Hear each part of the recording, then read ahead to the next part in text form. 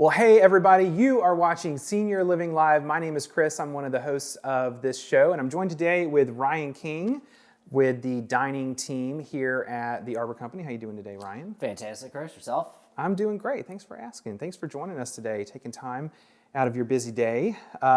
So Ryan, why don't we just get into it? Tell me a little bit about your role here at the Arbor Company.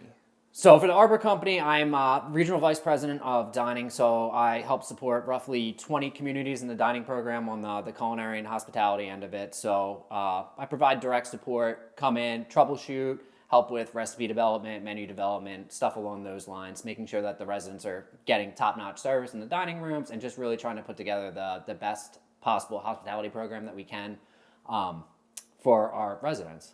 And it's always amazing to see you work. Like we saw you today, you did a little cooking demonstration that we videoed, and just your rapport with the staff and everything. It's always so amazing. Tell me a little bit about your background. How did you get into this? So my background is I started out actually at about 15 years old. I started out, the town I'm from had a little, it was a creamery and a family restaurant. So they made all like ice creams and all that stuff. And then they had attached to it, they had a restaurant. So I started off working in the creamery aspect. So like my first job in like a kitchen, if you will, was like making milkshakes, scooping ice cream and stuff like that. And then one day they were short in the kitchen. They asked if I could come back and help out. And I have not left since then. And then from there, just kind of progressed. I did the restaurant, the hotel thing. I worked for Hilton for a while. And ultimately, I kind of burned out. I was working a lot of hours and stuff like that. I got an assistant director job in senior living. That was about 10 years ago, and I haven't left since. Fell in love with it, and here I am now. So what an amazing story. What did you fall in love with in senior living? What led you to sticking with it?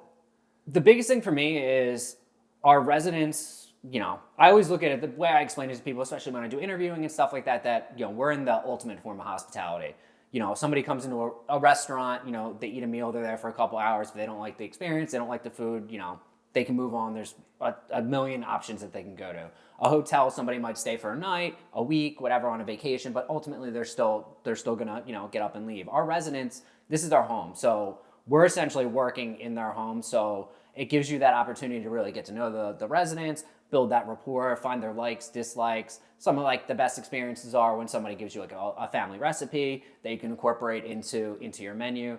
And ultimately it's rewarding and challenging work at the same time, because no matter who you are, if you're eating in the same restaurant or in the same complex, whether it's in a bistro or in the main dining room, you're still eating essentially at the same place every single day. So it really keeps us on our toes to ensure that we're doing a good job day in and day out and really providing what the residents are looking for on a daily basis. So yeah, and I feel like there's so much in that. How do you make so many people happy with food every single day? Well, to be completely honest, we strive for everybody to be 100% satisfied on a daily basis, but realistically, we know that that's not possible just because everybody's palates are different. So my rule of thumb is I want to make sure that 80% of the people really enjoyed the menu options, the specials that evening, and then just to ensure that next day that we're capturing that other 20%, really listening to the residents, taking their feedback, finding out their likes, dislikes. Like we're sitting here in Florida right now. So there's a lot of transplants and stuff like that. We operate as a company kind of, across half the United States in different regions, different food, everything like that. So, in a place like Florida where it's kind of a melting pot of people from all over the country, a lot of times it's difficult to find the happy medium between maybe, the comfort food that you see in the Midwest and the Southern food that you might see in like the Georgia area. And then, the Northeast is, a lot of heavy Italian influences and stuff like that. So it's just trying to find that nice kind of happy medium and blend to make everybody happy. And you say you want to make everybody happy, but maybe somebody doesn't like tonight's special. There's other options. Oh, of course, them, yeah. Right? We always, and we're willing to work with people. We have our meetings monthly. We do table touches on a daily basis, so we're getting constant feedback. So it's not like, oh, okay, these are your two options tonight. We have a whole other side of a menu with always available options that they can get, whether it's the fresh catch of the day, some grilled chicken, a steak. All those options are there as well. Okay. And so I know from the cooking demo that we did earlier today, but you're really passionate about superfoods, right? Absolutely, and that's something that we're looking at. It's that the health and wellness aspect. Like, there's the social component, which is extremely important because you bring people together, you sit down with your table mates, you have conversations, stuff like that. It's great for the social aspect. Obviously, you need food also for the nutrition aspect. It shouldn't be just you're eating food to sustain yourself. What we're trying to do is incorporate some of these superfoods and these different things in some educational series for the residents so that they can really make some informed decisions about what they're putting in their body. So today, Chris, we talked about using quinoa as a superfood. So that's a great substitute that you can utilize on put on a menu. You can have it on as a special. You can keep it on as you're always available, and it's a great grain alternative. So it's most cases it's better for you than rice, potatoes. It's also another great option for somebody that might have celiac disease or a gluten sensitivity where they can't eat some of those items. And just because you're eating healthy doesn't mean that the food's not going to be delicious. It's all in the preparation and everything like that. So healthy food doesn't need to be bland and boring. You can really incorporate a lot of flair and great things with superfoods and just healthy foods in general. So how do you introduce that? I mean, people may be watching and they're like, "What is quinoa? This does not sound like something that I want to eat." Yeah. So how do you get that to So people? historically, the way I always did it, back when I was a director in a community level, I tried to do at least quarterly. In an ideal world, I would do a monthly. Is like little educational pieces, an activity with the residents for an hour, where you introduce them some new things. Another great way that I had is like in our happy hours and stuff like that, trying to create appetizers out of some of these ingredients that they might not have been as familiar with, because they get it in their head that if they order something that we're not gonna and they don't like it, we're not going to give them something else, which is obviously not the case at all. So I've found over the years that it's a lot easier to get people to try stuff outside of the traditional dining room setting and kind of open their eyes to stuff. Okay, opening their eyes and sort of helping them. Yeah. And do you see that a lot with seniors in the communities, that they're willing to try new things and and it's all in your explore? absolutely, as long you got it. It's all relationship. It's a relationship business. So building that rapport with the residents, they begin to trust you and stuff like that. They're a lot more willing to try stuff. But they come from a lot of them come from a generation where Monday night was always the same thing. Tuesday night was always the same thing. A lot of them have been eating the same thing for breakfast for 50 years. It's hard to break that, and it takes a little bit of time and encouragement, but definitely have had good success. But people tend to realize too that they need to do some of these things for their health, or Absolutely. to And live. it's good, and that's the beauty of food, is you can show them that it's healthy, but it can also be delicious. So you can make, you can still have that, passion to eat good food. You're just getting a little bit better on the nutritional side, which obviously helps with a bunch of different, medical conditions, anything that comes up as you age. Yeah. So dining is such an important part of everyone's life, whether they live in a senior living community or not. Everyone has experienced family dinners, and everyone, the gathering room in the house usually is the kitchen and things like that. And so people move into a community, and I think that's probably one of the things that they're most concerned with. And at the same time, I know that you and the rest of the dining team at Arbor are focused on creating these new kind of like culinary commitments and things like that. How do those fit together in terms of giving people the experience that they want, and how you're backing that up with your procedures and things? So it all comes, like I said before, it's all the relationship and the educational piece. So we can talk about the culinary commitments, and there's a lot of great things on there.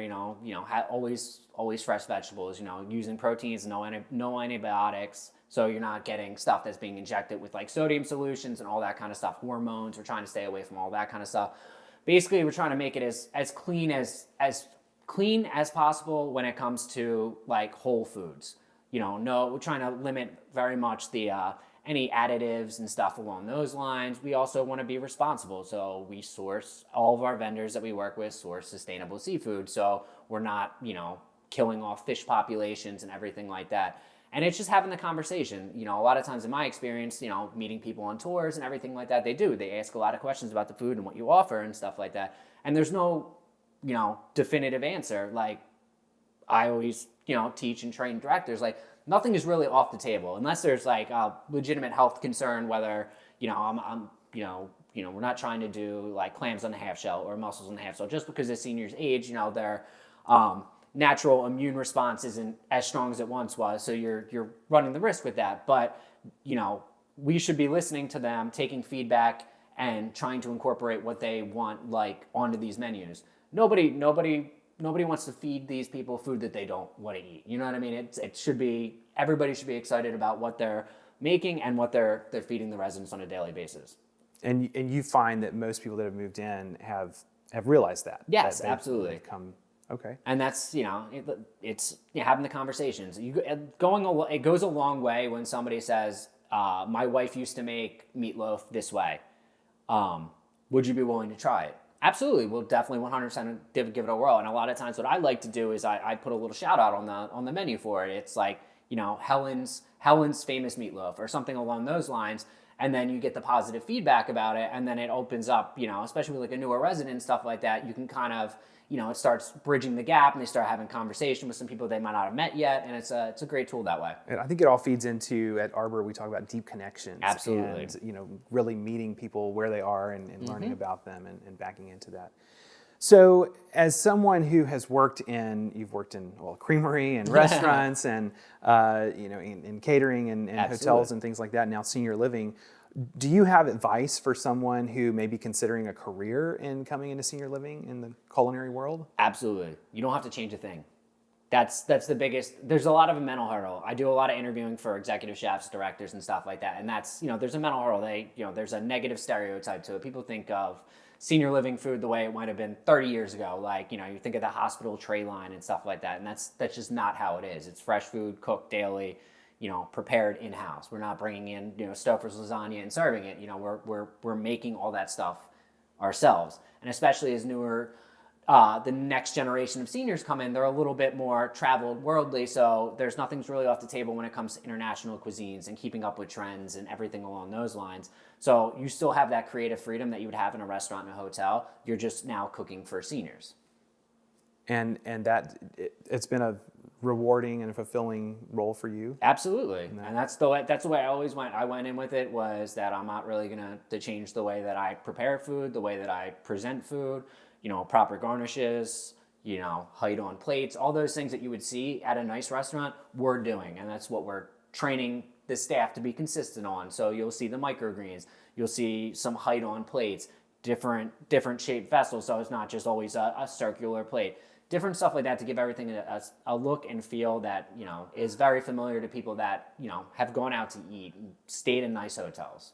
Well, everything that I've seen that you've made has either tasted great, or if I haven't tasted it, at least looked great. And so we're thankful to have you here and doing all of that. So thanks for joining us today and being a part of Senior Living Live. And thank you for joining us at seniorlivinglive.com. We've got stories like this and from plenty of other people where we go into senior living and talk about what makes a senior living community tick, how everything works, and kind of peeling back the curtain, I say, so that you can learn a little bit more about what happens here in case you want to take that next step in your own journey, be that moving into a community or taking a career in senior living and moving into that culinary world.